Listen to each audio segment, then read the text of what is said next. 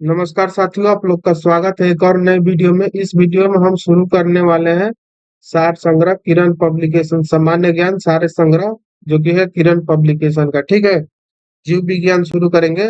हर एक वीडियो में हम लोग एक अध्याय को खत्म करेंगे, ठीक है ना। तो चलिए आइए शुरू करते हैं। पहला अध्याय हम लोग करेंगे मानव शरीर क्रिया। मनुष्य के जीवन काल में कितने दांत दो बार विकसित होते हैं? तो 20 दांत जो होते हैं वो दो बार विकसित होते हैं। मानव शरीर में पाचन का अधिकांश भाग किस अंग में संपन्न होता है? तो छोटी आंत में। यानी कि मानव का जो पाचन है उसका अधिकांश भाग जो है वो छोटी आंत में संपन्न होता है। मनुष्य में पाचन क्रिया कहाँ से प्रारंभ होती है? तो मुख से, यानी मुख गुहा से प्रारंभ हो जाता है। सर्वप्रथम रक्त परिसंचरण तंत्र का अध्ययन किसने किया था? तो हार्वे ने किया था। पेसमेकर का संबंध किससे है? तो हृदय से है। पेसमेकर का कार्य क्या है? तो दिल की धड़कन प्रारंभ करना जो है पेसमेकर की कार्य है। गति प्रेरक किससे संबंधित है? तो गति प्रेरक हृदय से संबंधित है। किनकी भित्तियों पर रक्त द्वारा डाले गए दबाव को रक्त दबाव यानी ब्लड प्रेशर कहते हैं? तो धमनी को कहेंगे हम लोग। ठीक है, अगला सवाल है सोते समय रक्त दाब में क्या परिवर्तन होता है? तो रक्त दाब जो होता है सोते समय वो घट जाता है। अगला सवाल देखते हैं हम लोग। अगला सवाल कर रहे हैं मानव रुधिर का पीएच है कितना होता है? तो 7.4 होता है। अगला सवाल है मानव रक्त प्लाज्मा में प्राय पानी की प्रतिशत मात्रा कितनी भिन्नता होती है? तो 80 से 82% होती है। ठीक है, रक्त में पाई जाने वाली धातु कौन है? तो रक्त में पाई जाने वाला धातु लोहा है। रक्त का शुद्धिकरण कहाँ होता है? तो किडनी में होता है। रक्त का शुद्धिकरण किडनी में होता है। अधिकतम पोषक तत्व रक्त में कहाँ से अवशोषित किए जाते हैं? तो छोटी आंत में अवशोषित किए जाते हैं। लार में कौन सा एंजाइम पाया जाता है? तो टाइलिन एंजाइम पाया जाता है। पेट में भोजन को पचाने के लिए किसकी खास आवश्यकता होती है? तो एंजाइम की खास आवश्यकता होती है। लार किसके पाचन में सहायक होता है? तो स्टार्च के पाचन में सहायक होता है। मानव के आमाशय में अम्ल एक्स उत्पन्न होता है जो भोजन के पाचन में सहायता करता है। एक्स क्या है? यानी कि अम्ल जो है वो आमाशय में जो अम्ल होता है वो कौन सा अम्ल उत्पन्न होता है? तो हाइड्रोक्लोरिक अम्ल उत्पन्न होता है, यानी कि HCl। ठीक है, क्रेब्स चक्र में किसका संश्लेषण होता है? तो पायरुविक अम्ल का संश्लेषण होता है। मानव शरीर में खून के शुद्धिकरण की प्रक्रिया को क्या कहते हैं? तो डायलिसिस कहते हैं। पेप्सिन बदलता है। पेप्सिन किस में बदलेगा? प्रोटीन को पेप्टाइड में बदल देता है। पाचन क्रिया में प्रोटीन किस पदार्थ में बदल जाते हैं? तो एमिनो अम्ल में बदल जाते हैं। वो अंग कौन सा है जो मानव शरीर में ग्लाइकोजन के रूप में कार्बोहाइड्रेट को जमा करता है? तो वह यकृत है। ये सब बहुत इंपॉर्टेंट क्वेश्चन है, इन सबको आप लोग याद जरूर कर लीजिएगा। किसके पित्त द्वारा पैदा किया जाता है? तो यकृत जो है वो पित्त यकृत द्वारा जो है वो पित्त को पैदा किया जाता है। पित्त यानी बाइल जमा होता है कहाँ? पित्ताशय में। स्वस्थ मनुष्य का रक्तचाप यानी सिस्टोलिक व डायस्टोलिक कितना होता है? तो 120 mm व 180 mm। दौड़ लगाते समय मनुष्य का रक्तचाप क्या होता है? तो बढ़ जाता है। सामान्य जीवन काल में मनुष्य का हृदय लगभग कितनी बार धड़कता है? तो 2 अरब बार धड़कता है। मानव शरीर में हृदय का कार्य पंपिंग स्टेशन की तरह है। रक्त में लाल रंग किसके कारण होता है? तो हीमोग्लोबिन के कारण जो होता है रक्त का रंग लाल होता है। ये सब बेसिक सवाल है, ये सब अगर आप छोड़ेंगे तो नहीं होगा फिर। हीमोग्लोबिन में होता है, हीमोग्लोबिन में क्या होता है? तो लोहा। शरीर में हीमोग्लोबिन का कार्य क्या है? तो ऑक्सीजन का परिवहन करना।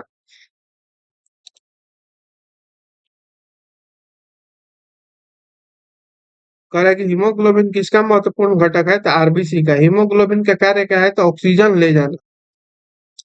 किसकी सहायता से रक्त द्वारा ऑक्सीजन ले जाया जाता है? तो लोहित कोशिका द्वारा।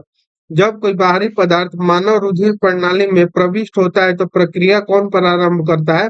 तो WBC यानी व्हाइट ब्लड सेल जो होता है वो प्रक्रिया प्रारंभ करता है। लाल रक्त कणिका यानी कि आरबीसी कहाँ उत्पन्न होता है? तो अस्थि मज्जा में।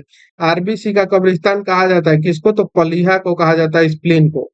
मानव रक्त का मानव लाल रक्त कोशिकाओं का जीवन काल कितना होता है? तो 120 दिन होता है।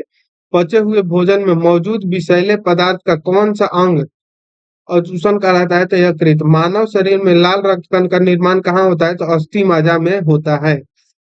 यही वाला क्वेश्चन दोबारा पूछा है। ठीक है, लाल रुधिर कणिकाओं का उत्पादन किसके द्वारा होता है? तो अस्थि मज्जा में। उच्च उत्नाचन पर मानव शरीर आरबीसी की संख्या क्या होगी तो बढ़ जाएगी। सफेद रक्त कण यानी कि डब्ल्यूबीसी का मुख्य कार्य क्या है तो रोग प्रतिरोधक क्षमता धारण करना। मनुष्य के मेरुदंड में कितनी जोड़ी तंत्रिकाएं निकलती है तो 31 जोड़ी। प्रतिवर्ती क्रियाओं का नियंत्रण केंद्र कहाँ पर है तो केशेरुक रज्जु में। स्तनधारी किसमें यूरिया बनाते हैं तो यकृत यानी कि लीवर में। मानव शरीर में सबसे छोटी आंतस्रावित ग्रंथि कौन सी है तो ऑर्टू ग्रंथि। मूत्र का पीला रंग किसकी मौजूदगी के कारण होता है तो यूरोक्रोम के मौजूदगी के कारण होता है। अगला सवाल है गुर्दे का क्रियात्मक यूनिट क्या है तो नेफ्रॉन है। किसकी कुंसन क्रिया के कारण मानव शरीर में मिस्डीमिया होता है तो ऑर्टू ग्रंथि के। मानव शरीर के भीतर खून किसकी उपस्थिति के कारण नहीं जमता तो हिपेरिन के कारण जो है वो खून नहीं जमता है। रुधिर के प्लाज्मा में किसके द्वारा एंटीबॉडी निर्मित होता है तो लिम्फोसाइट के द्वारा। एंटीजन प्रतिजन का एक ऐसा पदार्थ है जो क्या करता है तो प्रतिरक्षी के निर्माण को बढ़ावा देता है। आयोडीन युक्त हार्मोन कौन है तो थोरोक्सिन हार्मोन जो है वह आयोडीन युक्त हार्मोन है। मानव के श्वेत रक्त कणों यानी डब्ल्यूबीसी का व्यास होता है लगभग कितना होता है तो 0.007 mm। अपोहन यानी डायलिसिस का प्रयोग किस क्रिया को पूरा करने के लिए होता है तो ब्रिक। संवेदन के लिए सबसे महत्वपूर्ण क्या है तो शरीर के तापमान को विनियंत्रित करने के लिए। अगला सवाल है सामान्यतः निषेचन होता है तो कहाँ गर्भाशय में।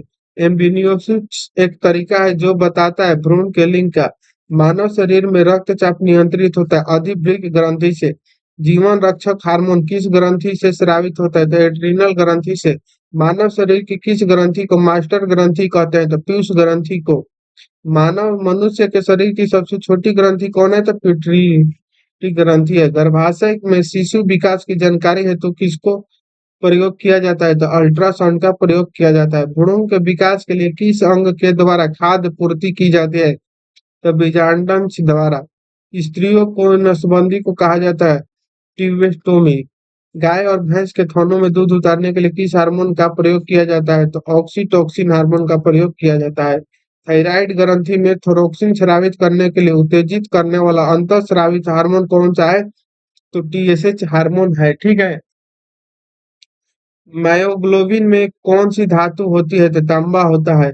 एक वयस्क पुरुष के लिए सामान्यतः हीमोग्लोबिन मात्रा प्रति 100 ml रक्त है कितना होगा तो 14.5 ग्राम। मानव शरीर का सामान्य तापमान कितना होता है तो 36.9 डिग्री सेल्सियस। किस शारीरिक प्रक्रम में प्रोथ्रोम्बिन का संबंध है रक्त जमाव से।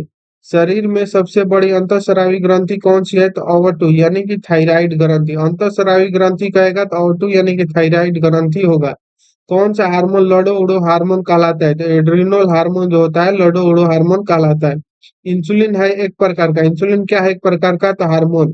कौन सा पदार्थ मानव शरीर में सबसे अधिक कठोर होता है तो दंत लवक जो होता है वो सबसे अधिक कठोर होता है।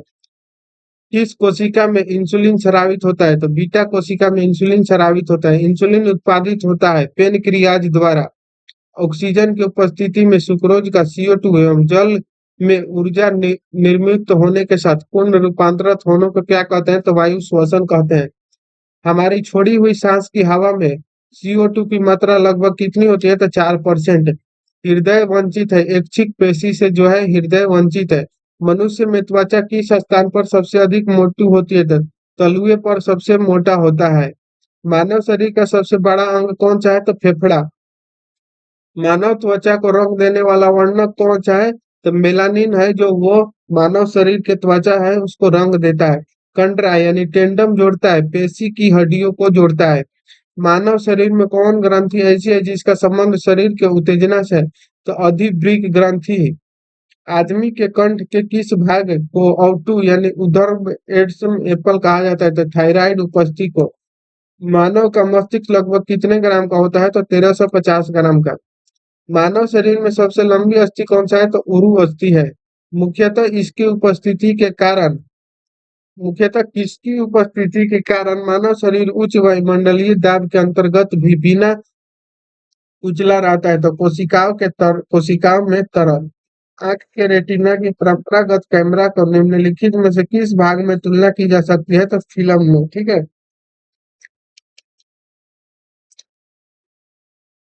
अगला सारा प्रैक्टिस क्वेश्चन है, ठीक है। वयस्क मानव में होती है, तो वयस्क मानव में टोटल 206 हड्डियां होती है। निम्नलिखित में कौन मानव शरीर की सबसे छोटी हड्डी है? तो सबसे छोटी हड्डी जो होती है, इंकस होती है, कान की हड्डी, ठीक है। नहीं, इनकस नहीं, स्टेपिज होगी, कान की हड्डी है स्टेपिज, ठीक है ना।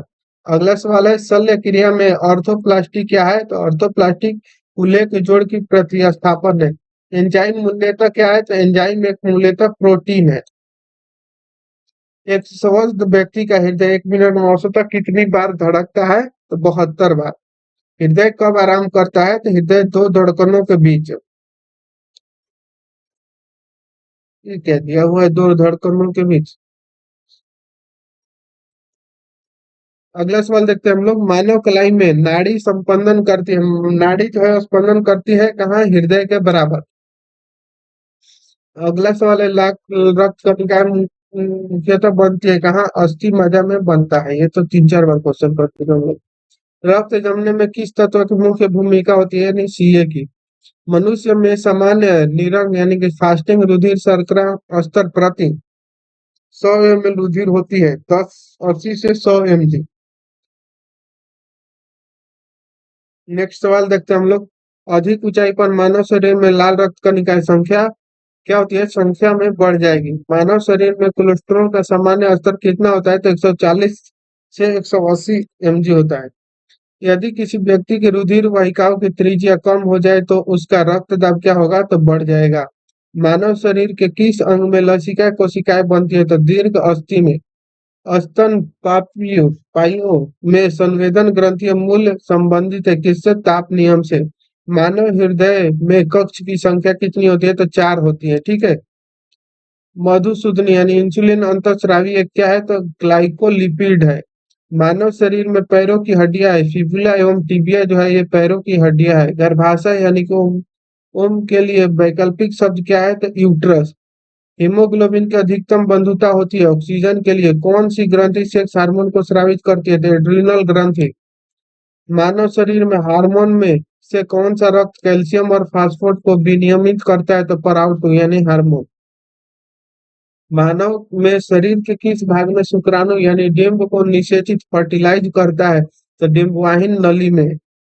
जब वृक्क कार्य करना बंद कर दे तो कौन सा पदार्थ जमा होता है? रक्त में नत्र जनित अपशिष्ट पदार्थ जमा होने लगता है। जब एक व्यक्ति वृद्ध हो जाता है तो सामान्यतः उसका रक्त दाब क्या होता है? तो घट जाता है। मानव शरीर में कुछ कौन सी संरचना में संलग्न होते हैं? तो बृहदांत्र में। किस प्रक्रिया द्वारा ऑक्सीजन श्वसन के दौरान रुधिर में प्रवेश करता है और फिर छोड़ता है? तो परासरण द्वारा।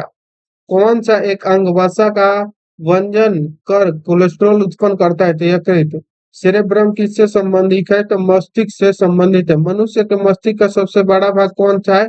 तो प्रम मस्तिष्क जो है वो मनुष्य के सबसे बड़ा भाग है। अगला सवाल है, मानव शरीर के किन कोशिकाओं में सबसे कम पुनर्योजन शक्ति होती है? तो मस्तिष्क की कोशिकाओं में। अगला है, किसी मृत प्राय व्यक्ति का गुर्दा लेने के लिए उसे किस स्थिति में होना चाहिए? केवल तंत्रिकाएं प्रत्ययों का आवर्षण होना चाहिए। रक्त समूह को हम लोग अगले वीडियो में पढ़ेंगे। तो मिलते हैं नेक्स्ट वीडियो में, तब तक के लिए जय हिंद, थैंक यू।